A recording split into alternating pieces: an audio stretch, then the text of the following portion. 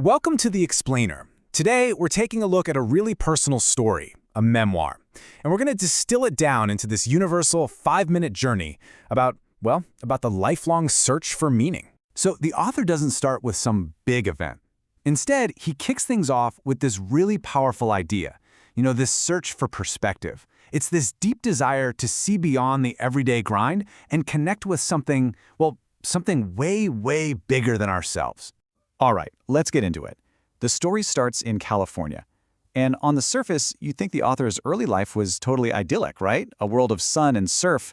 But underneath all that, there was this deep, nagging feeling, a yearning for something more.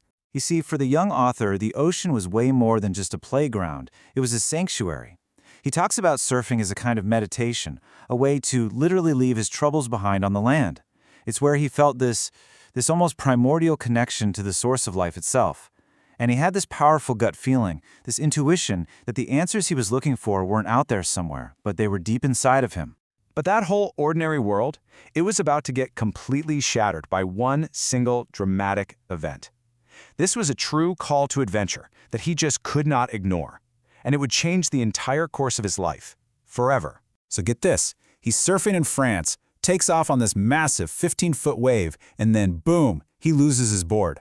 Suddenly, he's trapped. He's caught in this powerful rip current, something he describes as being like a river, pulling him out to sea and dragging him straight towards a super dangerous rocky jetty. And right there, in that moment of just complete surrender, something absolutely incredible happens. He closes his eyes, he sees this brilliant, unbelievable light, and then miraculously, he's washed ashore.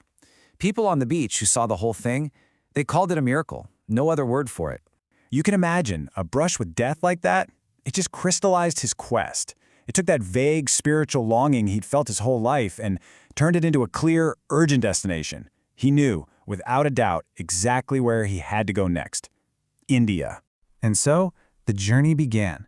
He travels across continents, all the way to an ashram in the foothills of the Himalayas. This was it. This was where he would finally cross the threshold into his inner world. But when he arrived, what he found was not what he expected. At all. He wasn't asked to believe in anything. The focus wasn't on some religion or dogma. No, the whole point was to have a direct, personal experience of what they called knowledge. And he was given 4 specific meditation techniques to do just that. And these weren't just, abstract ideas. They were tangible, real experiences.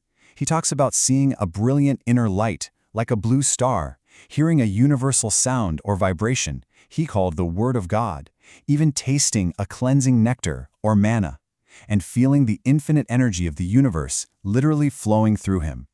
For him, this was it. This was definite, practical proof that we are so much more than just our physical bodies.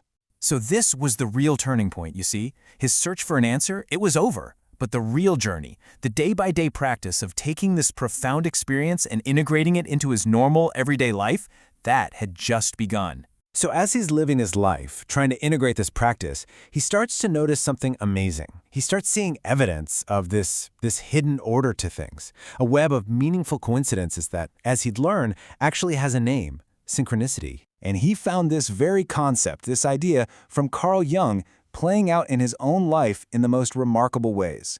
The best example? It's how he reconnected with a friend he hadn't seen or heard from in almost half a century. I mean, just think about this chain of events for a second. A friend posts on Facebook about a memory from 50 years ago. A mutual classmate sees that post and tags the author. He sees the message, responds, and suddenly 2 childhood friends are on the phone catching up after 46 years apart. It's a perfect, brilliant example of this invisible web of life and how it connects us all in ways we can't even imagine. So that brings up a huge question, right?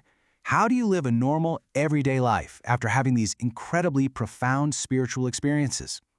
Well, for the author, the answer came from a very, very unexpected place: his career as a computer programmer. And this became his guiding metaphor for everything. The idea that our lives aren't just fixed, they're like software. We can consciously go into our own internal source code, our thoughts, our feelings, our reactions, and we can actually rewrite the parts that aren't working for us. And he really lived this principle. He was actively merging these 2 worlds that seem like complete opposites. I mean, on one hand, you have the software engineer working for these logical, structured organizations like the US Navy and Charles Schwab, and on the other, You have the inner explorer, delving into meditation, past lives, and channeling. He learned to bring the focus and peace from his inner life right into the logic and structure of his outer career. And this was the ultimate realization. That purpose and meaning weren't just something you find in a faraway ashram in the Himalayas. No, they could be found right here, in family, in a career, and in the everyday act of living a conscious, integrated life. The mundane itself could become the adventure. And so he leaves us with his final, provocative thought. He takes his own very personal story and turns it into a question for every single one of us. He invites us to see ourselves not as passive characters in a story that's already written, but as the active programmers of our own existence. So, the question is, what code are you writing?